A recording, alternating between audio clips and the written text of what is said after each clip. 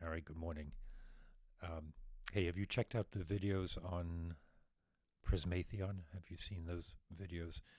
Prismatheon is a project, or actually, it's more like a thought experiment, where I'm um, taking ideas about like technology, about geoengineering, um, and incorporating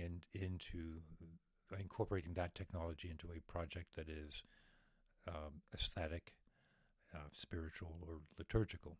Right? So go check those videos out, uh, because I'll be referring to that project today, but I'm going to be talking more generally about liturgy and cosmic liturgy. So, um, Prismatheon is my umbrella idea where I captured all of these ideas. And you know what? Maybe someday we'll actually implement it, but not today.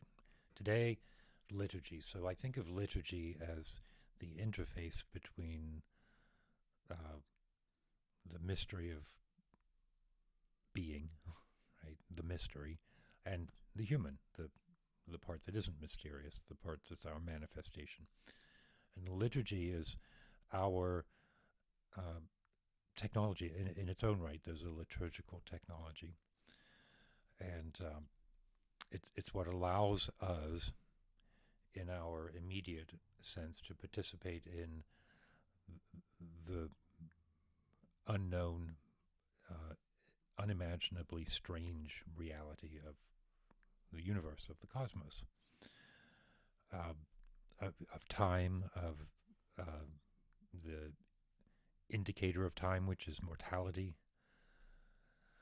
um, size, scale, things that are immeasurably vast and far beyond our sense perception.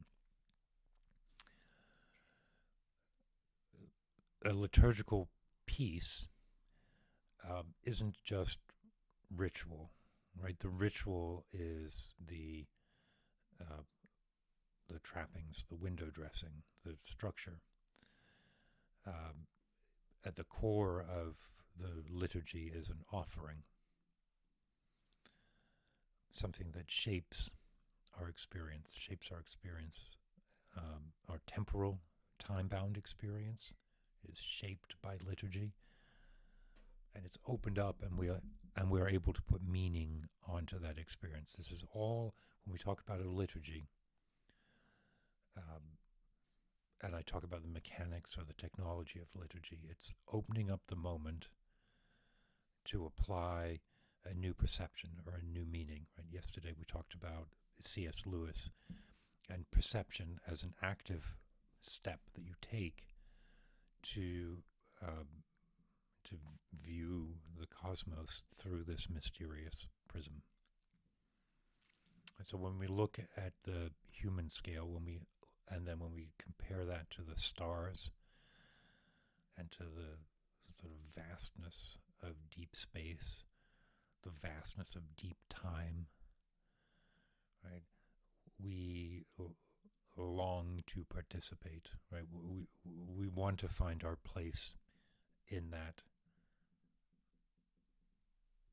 unknowable mystery. That's a response. We want to respond to it. We're called to interact somehow, right? And things like Prismatheon, which again, at this point is a thought experiment, a wonderful and beautiful thought experiment, and an umbrella for triggering all kinds of ideas, or, sorry, an umbrella to cover the space in which we can have all kinds of ideas. Uh, Prismatheon isn't the technology, though. It's not the radio telescope. It's not the sermon, despite what I sound like today. It's not a protest, although I do think that we can inject a different attitude or a different set of ideas um, into the cultural milieu, right? The cultural container can be hacked, and art, aesthetics, spirituality, in one sense, is that.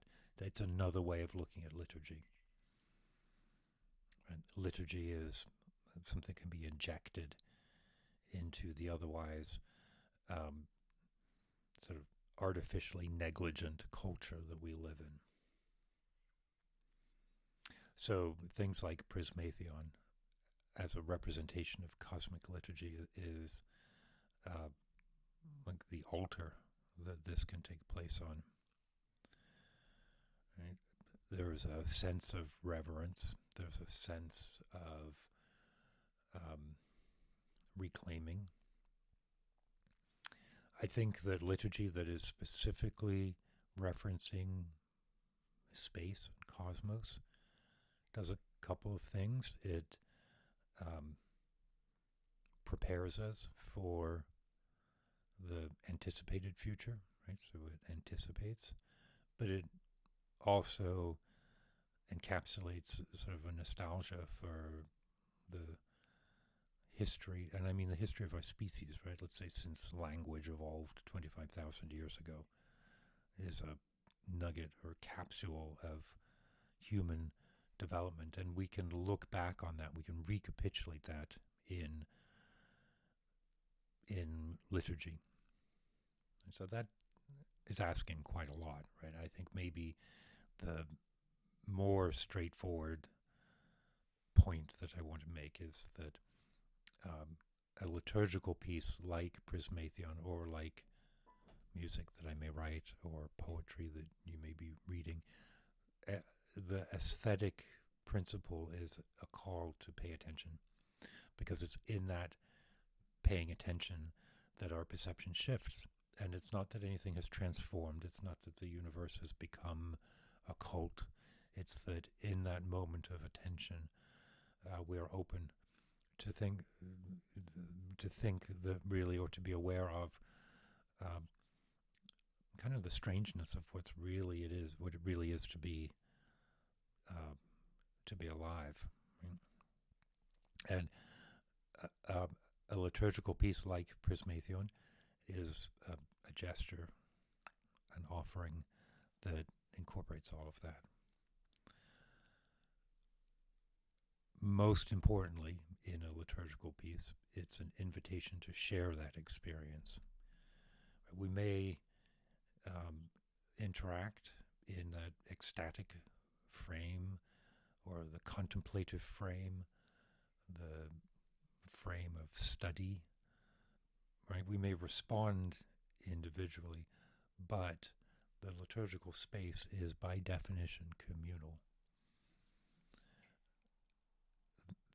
That shared, I won't say a shared understanding, because I just said we're all going to interact differently. We're all going to come away with different ideas and definitions, but we will all come away with something.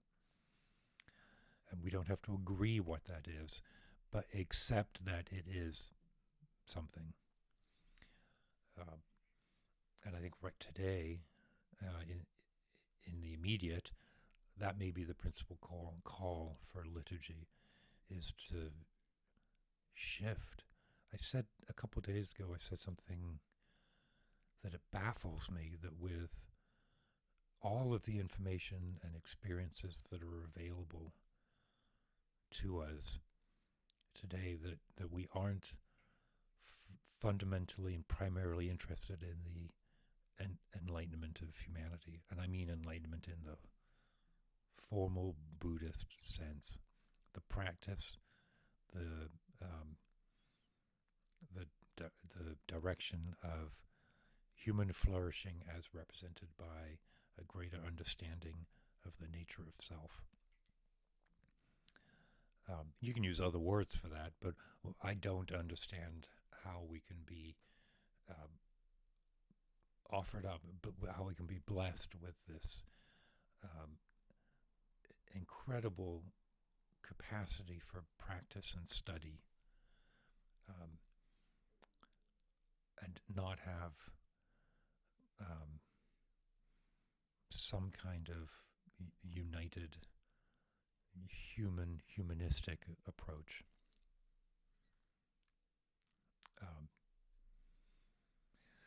Anyway, I'll get off my soapbox. Thank you for spending a few minutes, and may the vortex be close by, and may it be effervescent.